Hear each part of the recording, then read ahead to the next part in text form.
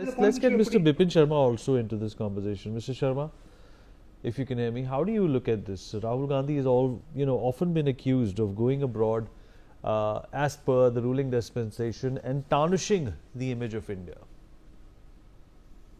Thanks, Vineet. So I see glass half empty is half full also. It all depends how we view it and how we analyze it.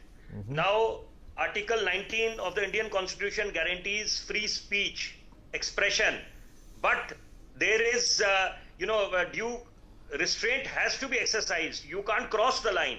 And especially you have to be careful when you are on the foreign soil. That is the moot point.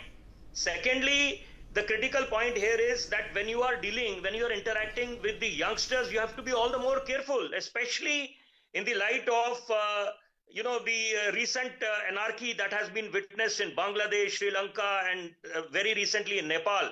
So, you can criticize the government. You have that, freedom, you have that leeway. But then on the foreign soil, you have to be extremely careful, because then it tarnishes the image of your country. You have the temple of democracy. You have the parliament where you can corner the government. You can show them the mirror. You can, pinpoint the lacunae, the flaws, and where the government has, the shortcomings. But then see the paradox. There are two ironies here. Number one, if I compare it with the US, because there is also this, we are all speculating whether it is the US, the deep state, which is behind the anarchy that was witnessed in Nepal, Bangladesh, Sri Lanka. So then when it comes to their own backyard, then they adopt a different approach altogether. Then they know how to muzzle the voices of dissent. But then when it comes to instigating the other nations, the youngsters, the Gen Z, then, they have a different approach altogether. So I think there we need to be very cautious all the more. And, we should not forget that India is well on the path of becoming a truly self-reliant nation. We are the fourth largest economic power in the present day scenario. And now there is a special impetus on Make in India manufacturing segment. So as far as economy is concerned, we are well on the path of progress.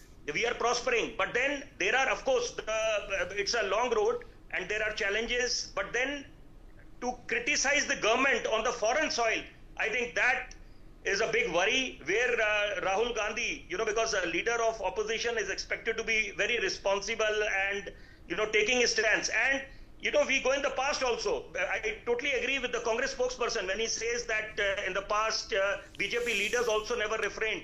They also went hammers and tongs criticizing the erstwhile governments, Congress especially, the UPA. So I think that also needs to be criticized, needs to be condemned, because you are entitled to free speech expression.